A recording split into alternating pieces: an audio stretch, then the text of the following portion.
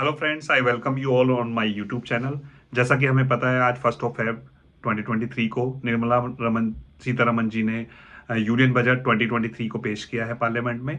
उस union budget के मद्देनजर ही कुछ जीएसटी एक्ट में भी अमेंडमेंट प्रपोज की गई है। उनमें से ही कुछ इंपॉर्टेंट अमेंडमेंट को आज हम अपनी वीडियो में डिस्कस करेंगे। तो फ्रेंड्स, सबसे पहली अमेंडमेंट जो है वो सीजीएसटी एक्ट में अमेंडमेंट है सेक्शन 10 के अंदर। सेक्शन 10 हमें पता है कि कंपोजिशन लेवी का सेक्शन होता है। कंपोजिशन सेक्शन लेवी जो होता है वो हम पहले क्या हुआ करता था, ई कॉमर्स ऑपरेटर के थ्रू अगर आप सप्लाई कर रहे हैं तो उन रजिस्टर्ड पर्सन को, ई कॉमर्स के थ्रू करने वाले सब रजिस्टर्ड पर्सन को ये कंपलसरी कंपोजिशन लेवी का बेनिफिट नहीं मिलता था। तो अब गवर्नमेंट ने इसको कंसीडर किया और उन्होंने बोला कि अगर आप ई कॉमर्स ऑपरेटर के थ्रू भी कोई सप्लाई कर रहे हैं तो जैसे अदर पर्सन है वैसे ही आप हैं, आप भी चाहें तो कंपोजिशन लेवी का बेनिफिट ले सकते हैं। और कंपोजिशन लेवी भी हमें पता है कि आज की डेट में दो है, एक जो मेनली गुड्स पे फोकस करती है जिसकी लिमिट 1.5 करोड़ पे है, वो भी ले सकते हैं। साथ ही साथ जो सर्विस पे फोकस करती है 6% लिमिट है, 6% के रेट से टैक्स देना होता है और 50 लाख उसकी लिमिट रहती है, वो भी कर सकते हैं। दोनों ही सेक्शनों में, ये दोनों ही सब सेक्शनों में सुटेबली वहां पे चेंज करके दोनों स्कीम को दे दी गई है। इसके साथ साथ ही अगर फिर से मैं ई कॉमर्स ऑपरेटर की एक रिलेटेड सेक्शन की बात करता हूं तो सेक्शन 23 में भी एक अमेंडमेंट प्रपोज की गई है। सेक्शन 23 में अमेंडमेंट क्या प्रपोज की गई है माय डियर फ्रेंड? सेक्शन अभी हमने रजिस्टर्ड पर्सन से रिलेटेड अमेंडमेंट डिस्कस की थी। अब क्या है कि अगर कोई unregistered person e commerce operator के थ्रू सप्लाई करना चाहता है तो ई कॉमर्स ऑपरेटर जैसे लाइक अमेजोन उसको कहता था कि पहले आप रजिस्ट्रेशन करा के आओ, क्योंकि सेक्शन 24 में लिखा हुआ है कि अगर आप मेरे थ्रू कोई सप्लाई करेंगे तो आपको कंपलसरी रजिस्ट्रेशन कराना है। तो इसका इंपैक्ट होता क्या था, आज मिस्टर ए ने कोई सप्लाई स्टार्ट करी, कोई कपड़े का बिजनेस स्टार्ट किया और उसको पहले ही फर्स्ट रुपीज से ही अगर अमेजोन के थ्रू उसको घर बैठे बैठे ऑर्डर मिल रहा है वो सप्लाई कर सकता है, लेकिन पहले ही ऑर्डर से उसको अपने आप को रजिस्ट्रेशन कराना पड़ेगा। तो गवर्नमेंट ने इसको भी कंसीडर किया और उन्होंने सुटेबली सुटेबली तो नहीं कहना चाहिए, पूरा सेक्शन 23 ही सब्स्टिट्यूट कर दिया उन्होंने। और सेक्शन 23 की इंटरेस्टिंग बात यह है कि अब सेक्शन 23 सेक्शन 22 को और सेक्शन 24 को, यानी कि जो नॉर्मल रजिस्ट्रेशन है और कंपलसरी रजिस्ट्रेशन है, दोनों को ओवरराइड करेगा। और उसी सेक्शन में एग्रीकल्चरिस्ट भी आते हैं। एग्रीकल्चरिस्ट भी अब उनके ऊपर कोई लिमिट एप्लीकेबल नहीं होगी और फ्यूचर में नोटिफिकेशन के थ्रू वो अनरजिस्टर्ड पर्सन जो ई कॉमर्स के थ्रू सप्लाई कर रहे हैं उनको भी इसी में लेकर आएंगे। तो इन दोनों लोगों के ऊपर अब कंपलसरी रजिस्ट्रेशन या कोई लिमिट रजिस्ट्रेशन की एप्लीकेबल नहीं होगी। उसके बाद फ्रेंड नेक्स्ट चेंज है सेक्शन 17 में। सेक्शन 17 हम लोगों को पता है कि अपॉर्शनमेंट ऑफ वो क्रेडिट, कॉमन क्रेडिट कराता है जब आप एग्जाम सप्लाई भी करते हो और जब आप टैक्सेबल सप्लाई भी करते हो। तो एग्जाम सप्लाई से रिलेटेड जो आपका आईटीसी है वो आपको रिवर्स करना होता है, वो आपको कैलकुलेट करके रिवर्स कराता है। लेकिन वो कहता है कि जो आपकी शेड्यूल 3 में जो सप्लाई लिखी गई है वो बावजूद इसके कि एग्जाम्प्ट है, लेकिन उससे रिलेटेड हम आपको आईटीसी, कॉमन आईटीसी रिवर्स नहीं कराएंगे। तो सेक्शन 3 की जितनी भी आइटम होती थी, जैसे एम्प्लॉयर एम्प्लॉय के बीच की सर्विसेज होती थी या ट्राइब्यूनल की सर्विसेज होती थी, तो उससे रिलेटेड अगर कोई आईटीसी लिया गया है तो उसको रिवर्स नहीं कराते थे, बिकॉज वो एग्जाम्प्ट सर्विसेज की डेफिनेशन से वो आउट कर देते थे। लेकिन उसी शेड्यूल में जो एक आइटम होती है sale of land and building, उस आइटम को वो इस एक्सेप्शन में से एक्सक्लूड कर देते थे। इसका मतलब क्या हुआ कि लैंड और बिल्डिंग दो मेंशन इन शेड्यूल 3, लेकिन स्टिल आपको उसके लिए आईटीसी का रिवर्सल करना पड़ेगा। उसी के साथ साथ अब एक नई आइटम को भी, जैसे लैंड और बिल्डिंग की सेल पे आपको आईटीसी रिवर्सल करना पड़ता था बावजूद इसके कि शेड्यूल 3 में है, उसी तरह से अब आपको एक आइटम वहां पे होती है, अगर आपका वेयर हाउस में बाहर से गुड्स आया, वेयर हाउस में, कस्टम वेयर हाउस में गुड्स पड़ा हुआ, उसी वेयर हाउस से आपने सेल कर दिया गुड्स को, दो ये शेड्यूल 3 में आपकी एग्जाम सप्लाई है, ये इस पे कोई आपको टैक्स नहीं देना है, लेकिन स्टिल शेड्यूल 3 की आइटम होने के बावजूद इसके लिए आपको आईटीसी का रिवर्सल करना पड़ेगा, क्योंकि इस बजट में यह अमेंडमेंट प्रपोज की गई है कि इसको हम एक्सेप्शन में डालेंगे। जो एक्सेप्शन में हमने सेल ऑफ लैंड को डाला हुआ था उसी तरह से इसको भी एक्सेप्शन में कवर किया जाएगा। नेक्स्ट फ्रेंड्स, हम 17 सेक्शन की बात कर रहे हैं। तो 17 सेक्शन में ही 17(5) जो हमें पता है कि ब्लॉक क्रेडिट हुआ करता है, ब्लॉक क्रेडिट पे ही एक एंट्री को एंट्री एफए को डाला गया है। एफए एंट्री क्या डिस्कस करती है, वो कहती है कि अगर आपने CSR एक्टिविटी पे कोई भी खर्चा किया है, CSR एक्टिविटी आपको पता है कि हर कंपनी को सेक्शन 35 ऑफ कंपनीज एक्ट के अंदर CSR एक्टिविटी करनी होती है। तो गवर्नमेंट ने बोला कि CSR एक्टिविटी करने के लिए अगर आप कोई गुड्स या services as a input use कर रहे हो और उसका इनपुट लेते हो, तो हम उसका इनपुट आपको अलाउ नहीं करेंगे, क्योंकि CSR एक्टिविटी में आपने देखा होगा कि कहीं काफी रूलिंग्स आई थी, कुछ फेवरेबल में भी थी, कुछ अगेंस्ट भी थी, जो कहती थी कि कई बार कहा जाता था कि ये गिफ्ट बन जाता है, फ्री ऑफ कॉस्ट आप सब कुछ कर रहे हो तो इसका ITC नहीं मिलेगा। कुछ लोग कहते थे in the course of business है तो आपको मिलना चाहिए। तो इसी लिटिगेशन को दूर करने के लिए अब ये प्रपोज किया गया है कि CSR एक्टिविटी से रिलेटेड अगर आपने कोई CSR एक्टिविटी करने के लिए अगर आपने कोई भी इनपुट या कोई भी गुड्स या कोई भी सर्विसेज यूज की है तो उसका ITC आप इसमें नहीं दे सकते। That will be block credit under section 17(5) clause FA। Then friends, 4 section हम एक साथ 4 सेक्शन के अमेंडमेंट हम एक साथ कर सकते हैं, क्योंकि चारों सेक्शनों में ही एक सी अमेंडमेंट प्रपोज हुई है। क्या अमेंडमेंट है? वो सब रिटर्न से रिलेटेड सेक्शन है। सेक्शन 37 GSTR 1 से रिलेटेड, सेक्शन 39 हमारा GSTR 3B से रिलेटेड, सेक्शन 44 एनुअल रिटर्न से रिलेटेड और सेक्शन 52 हमारा TCS की रिटर्न से रिलेटेड, जिसमें हम सबको पता है कि अगर आप ये रिटर्न फाइल करते हैं तो अब ये इस रिटर्न को फाइल करते हुए उन्होंने बोला कि अगर आपकी इनमें से कोई रिटर्न मिस हो जाती है तो हम एक कैप लगा रहे हैं, इस maximum 3 years from the due date of these returns आप उस रिटर्न को फाइल कर सकते हो, उसके बाद आप इस रिटर्न को फाइल नहीं कर पाएंगे। मीन्स कि जैसे मैं एग्जांपल लेता हूं कि हमारा 44 सेक्शन के अंदर एनुअल रिटर्न फाइल होती है। एनुअल रिटर्न फाइल करने का हमारा दिसंबर ऑफ सब्सिक्वेंट ईयर हमारा टाइम होता है। तो लाइक हमारे को अब 23 की हमें 24 तक फाइल करनी है। 24 में अगर हमने फाइल नहीं की दिसंबर 24 तक, तो ये कहता है कि मैक्सिमम आप इसको दिसंबर 27 तक, यानी कि 3 years from the due date of the return आप फाइल कर सकते हैं। अब फ्रेंड, जहां तक मैं इसको समझ पा रहा हूं इस सेक्शन को लाने की इंटेंशन, तो पहले तो ये लग रहा था कि शायद इस सेक्शन को लाने के लिए गवर्नमेंट को ये लग रहा होगा कि जैसे ये लेट फाइल करते हैं तो इनका स्क्रूटनी का टाइम भी बढ़ जाता है, लेकिन सेक्शन 73 और 74 का टाइम भी बढ़ जाता है। लेकिन 73 और 74 का टाइम हमें पता है कि वो ड्यू डेट ऑफ रिटर्न से चलता है, उसको इससे लेना देना ही नहीं है कि आपने कब फाइल की और कब नहीं फाइल की। तो इसमें जहां तक मैं समझ पा रहा हूं, ये अमेंडमेंट इसलिए प्रपोज कर रहे हैं वो कि 3 इयर्स के बाद सपोज करो किसी टैक्स पेयर को ये पता लगा कि ये कुछ लाइक की कॉन्ट्रैक्टर के ऊपर रेट पड़ रही है या कॉन्ट्रैक्टर को कुछ तरह के नोटिस आ रहे हैं, तो उसने अपनी सप्लाई उस टाइम पे डिक्लेयर कर दी आफ्टर 3 इयर्स। आफ्टर 3 इयर्स जब उसने डिक्लेयर कर दी तो गवर्नमेंट ने उनका केस खोला आफ्टर 3 इयर्स।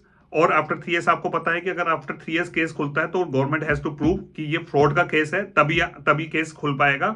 3 to 5 इयर्स तभी केस खुल पाता है अगर फ्रॉड का केस है।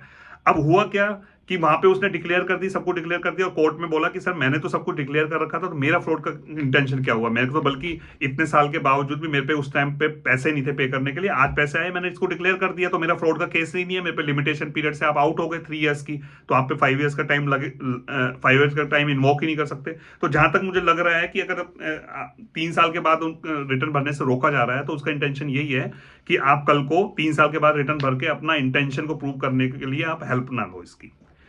देन फिर सेक्शन 54 में एक छोटी सी अमेंडमेंट है। सेक्शन 54 हमें पता है फ्रेंड रिफंड की बात करता है। रिफंड तो वो कहता है कि जैसे कि हमें पता था कि सेक्शन 54 में लिखा हुआ था कि जो आपका ITC है अदर देन प्रोविजनल ITC, जब आप जीरो रेटेड सप्लाई कर रहे हो और उसमें आपने कोई रिफंड लेना है जीरो रेटेड सप्लाई करते हुए, तो आप हर किसी ITC की ले सकते हो, लेकिन अदर देन प्रोविजनल ITC। अब प्रोविजनल ITC हम लोगों को पता है कि मैचिंग कॉन्सेप्ट के टाइम पे जब वो रिटर्न 30 GSTR 1 जाएगी, देन 2 जाएगी, वो मैचिंग कॉन्सेप्ट वाली जो रिटर्न है अगर वो फाइल होती है तो प्रोविजनल ITC कुछ बनता है, अदरवाइज आज के टाइम में कोई प्रोविजनल ITC होता नहीं है।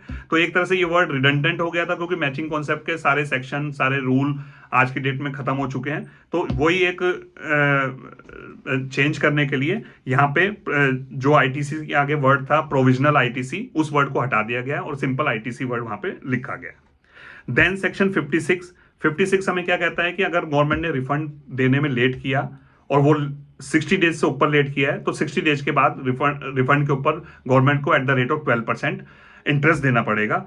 लेकिन अब ये डेज कैसे कैलकुलेट होंगे, उसके लिए गवर्नमेंट ने इस सेक्शन को चेंज कर दिया और उसमें लिखा है कि जो भी हम प्रेस्क्राइब करेंगे इसके लिए हम रूल लेकर आएंगे। तो एज में भी प्रेस्क्राइब वर्ड को इंसर्ट करने के लिए इन्होंने इस सेक्शन को चेंज किया है कि जो डेज कैलकुलेट करने हैं रिफंड देने के लिए वो हम एक रूल लेकर आएंगे, उसके थ्रू हम इसको कैलकुलेट करेंगे।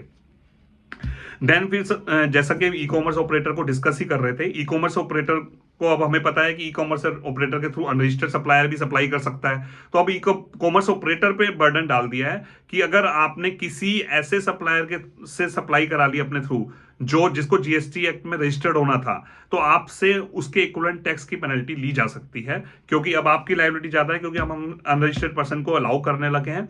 लेकिन अब आपको देखना है कि अनरजिस्टर्ड पर्सन ऐसा तो नहीं है कि जिसकी लिमिट क्रॉस हो चुकी है, जिसको रजिस्ट्रेशन लेना था। तो ये एक सेक्शन 122 में एक ई कॉमर्स से रिलेटेड पेनल्टी को इंसर्ट किया गया है। देन सेक्शन 132 जो कि हमारा पनिशमेंट का सेक्शन होता है। पनिशमेंट के सेक्शन में फ्रेंड्स कुछ ऑफेंसेस के लिए डिक्रिमिनलाइजेशन किया गया है और बोला गया है कि ये ऑफेंसेस हमें इस लेवल के नहीं लगते हैं कि इसके लिए आपको जेल में भेजना जरूरी है। तो जैसे कि आपने किसी ऑफिसर को कुछ इंफॉर्मेशन, और ये ऑफेंसेस थे भी ऐसे कि बड़े सब्जेक्टिव, जैसे उसमें लिखा हुआ है कि आपने ऑफिसर के साथ ऑफिसर ने कोई डिटेल मांगी, लाइक कि मैं आपको उसकी लैंग्वेज एक बार पढ़ देता हूं। जैसे जी क्लोज को वहां से हटा दिया गया है। जी क्लोज कहती थी ऑब्स्ट्रक्ट और prevents any officer in discharge of his duties under this act. अब ऐसा ऑफेंस है जिसको जितना सब्जेक्टिव है कि आप कैसे प्रूव करोगे कि मैंने ये वाला ऑफेंस किया है। फिर जे क्लोज टेम्पर्स विद और डिस्ट्रॉय एनी मटेरियल एविडेंस और डॉक्यूमेंट्स। तो इस तरह के 2-3 ऑफेंसेस को हटा दिया गया है और इस ऑफेंसेस की वजह से अब आपको जेल नहीं हो सकती है। जो हमें पता था कि सेक्शन 132 कहता है कि अगर आपने 5 करोड़ से ऊपर कुछ टैक्स का या आईटीसी का कुछ फ्रॉड किया है तो आपको 5 ईयर्स तक जेल हो सकती थी। 2 करोड़ से 5 करोड़ के बीच में किया तो 3 साल तक की हो सकती थी। 1 करोड़ से 2 करोड़ के बीच की किया है तो 1 ईयर की आपको जेल हो सकती थी। लेकिन उन्होंने कहा कि जी क्लोज के लिए, जे क्लोज के लिए और के क्लोज के लिए, के क्लोज है fails to supply any information which he required to supply under this act और the rules made thereunder. तो इस तरह से मतलब कुछ इंफॉर्मेशन देनी है ऑफिसर को, या कोऑर्डिनेट नहीं कर रहे हो आप, कोऑपरेट नहीं कर रहे हो आप ऑफिसर के साथ, उस तरह के ऑफेंसेस थे। तो उन्होंने कहा कि ये these are very subjective offences, तो इनके लिए हम आपको पनिशमेंट नहीं दे सकते हैं। इसी के साथ साथ इन्होंने एक अमेंडमेंट इस सेक्शन में और करी। इस सेक्शन में अमेंडमेंट करते हुए उन्होंने बोला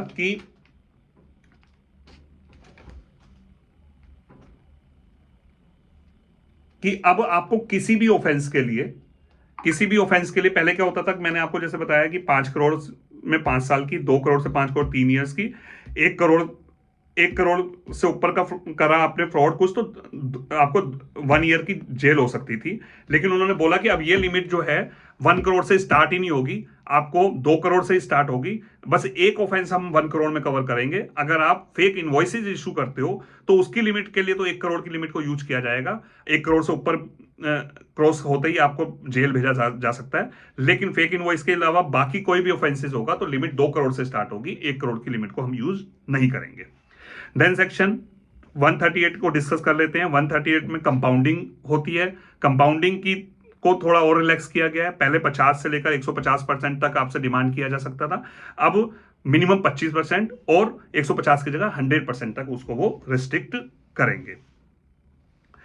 देन फ्रेंड एक नया सेक्शन इंसर्ट किया गवर्नमेंट ने। आई थिंक ये अदर पोर्टल से इंफॉर्मेशन शेयर करने के लिए या अदर अथॉरिटी कोई मांग रही है उसके लिए एक पावर प्रपोज की है गवर्नमेंट ने कि हम एक सेक्शन 158A लेकर आ रहे हैं। 158 में हम आपकी कोई भी इंफॉर्मेशन जो हमने आपसे रजिस्ट्रेशन के टाइम पे ली है, जो आपके GSTR 1 भरते हुए ली है या GSTR 9 भरते हुए हमारे पास आई है, या फिर आपका ई-वे बिल बनाते हुए हमारे सामने आई है, उस इंफॉर्मेशन को हम यूज कर सकते हैं और किसी और अथॉरिटी को दे सकते हैं, जो भी अथॉरिटी वो प्रेस्क्राइब करेंगे फ्यूचर में। लेकिन इसमें एक बार है। इसमें बार क्या है कि वो इंफॉर्मेशन देते हुए उनको आपकी कंसेंट लेने की जरूरत है। कुछ जगह पे केवल सप्लायर की कंसेंट की जरूरत है और कुछ जगह पे सप्लायर और रिसिपिएंट दोनों की कंसेंट की जरूरत इसमें पड़ेगी। देन फ्रेंड शेड्यूल 3 के में शेड्यूल 3 ऑफ सीजीएसटी एक्ट, जो हमें पता है कि जो बताता है कि ये पर्टिकुलर जो भी इसमें मेंशन कर दिया जाएगा वो ना सप्लाई ऑफ गुड्स होगी ना सप्लाई ऑफ सर्विसेज होगी, मतलब कि वो एग्जेम्प्ट रहेगा आपका, उस पर कोई टैक्स नहीं लगेगा। उसमें एक एंट्री नंबर 7 और 8 1 Feb 2019 में बाय सीजीएसटी अमेंडमेंट एक्ट लाई गई थी, जो जो दो जो जो 2-3 एंट्रियों को कवर करती थी, जो कहती थी कि हाई सी सेल आपने कुछ करी हो, आपने थर्ड कंट्री में कुछ सेल करी हो, और आपने वेयर हाउस से ही सेल कर दिया हो, उसको हम शेड्यूल 3 की आइटम बनाएंगे और 1 फरवरी 2019 के बाद उस पर कोई टैक्स देने की जरूरत नहीं है। लेकिन ये तो क्लियर कर रहा था पिक्चर उसने 1 Feb 2019 से, लेकिन उससे पहले का सिनेरियो क्या रहेगा ये आज तक क्लियर नहीं था। तो इस डिस्प्यूट को दूर करने के लिए गवर्नमेंट ने बोला कि ये जो एंट्री हमने डाली थी ये रेट्रोस्पेक्टिव इफेक्ट होगी, और जब से जीएसटी लॉ आया है तब से एप्लीकेबल होगी, और अगर आपने उससे पहले कभी इन एंट्रियों की वजह से टैक्स दे दिया तो उन एंट्रियों का आपको रिफंड नहीं मिलेगा। अब इसमें कॉन्स्टिट्यूशन वैलिडिटी का क्वेश्चन फ्रेंड्स फ्यूचर में आ सकता है कि कॉन्स्टिट्यूशन में जैसे 265 कहता है कि विदाउट अथॉरिटी ऑफ लॉ आप कुछ भी कलेक्ट नहीं कर सकते, तो मे बी उसकी वजह से गवर्नमेंट को कुछ परेशानी आ सकती है इसको अप्लाई करने में। लेकिन स्टिल आज की डेट में इन्होंने ये प्रपोज कर दिया है कि रिफंड नहीं मिलेगा इससे पहले कभी, और ये रेट्रोस्पेक्टिव इम्पैक्ट रहेगा इसका।